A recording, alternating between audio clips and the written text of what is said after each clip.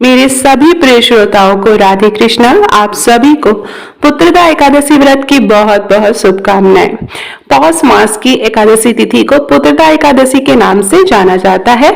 आज सुबह सुबह 7:50 से पुत्रदा एकादशी की तिथि प्रारंभ हो गई है और यह कल सुबह 5 बजे तक रहेगी, यानी आज 30 दिसंबर के दिन व्रत रखा जाएगा। हम श्रवण करेंगे पुत्रदा एकादशी व्रत की कथा। स्वागत है, मैं भाविनी मिश्रा आप सभी के सुखी और स्वस्थ जीवन की कामना करती हूँ।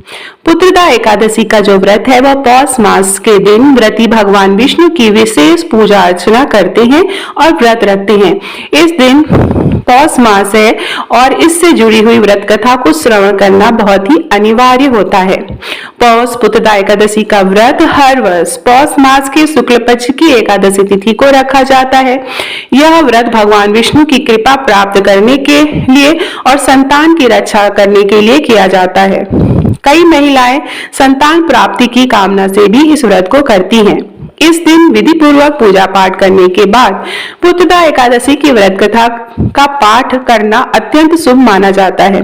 मान्यता है कि ऐसा करने से भगवान नारायण प्रसन्न होते हैं और अपने भक्तों को आशीर्वाद प्रदान करते हैं। आइए श्रवण करते हैं पुत्रदा एकादशी की व्रत कथा। प्रेम से बोलेंगे ओम नमो भगवते वासुदेवाय।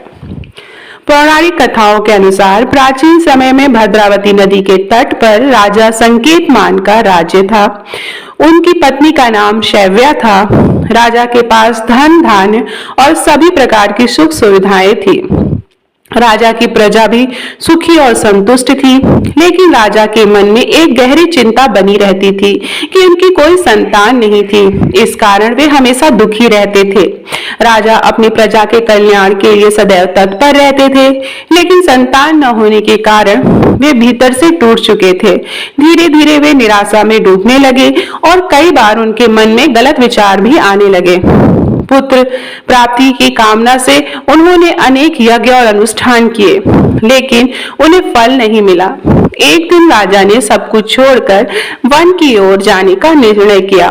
वन में भ्रमण करते हुए वे एक सरोवर के पास पहुंचे, जहां उन्होंने मेढकों को अपने बच्चों के साथ खेलते हुए देखा।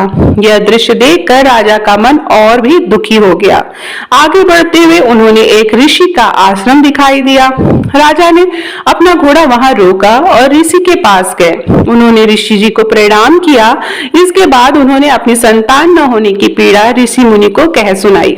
ऋषि ने राजा की बात ध्यान से सुनी और उन्हें पुत्रदा एकादशी व्रत के बारे में बताया।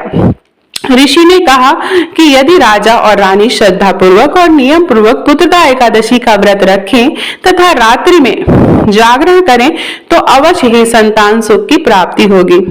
ऋषि उन्होंने इस व्रत को महत्व और विधि के बारे में भी बताया। राजा ने ऋषि की आज्ञा का पालन किया और विधि पूर्वक पुत्रदा एकादशी का व्रत किया। समय पर व्रत का पालन भी किया। कुछ समय बाद रानी शैव्या गर्भवती हुई और 9 महीने बाद उन्होंने एक सुंदर और तेजस्वी पुत्र को जन्म दिया। आगे चलकर वही पुत्र बड़ा होकर एक योग्य और महान राजा बना। इस प्रकार पुत्रदा एकादशी के व्रत के प्रभाव से राजा संकेतमान को संतान सुख की प्राप्ति हुई।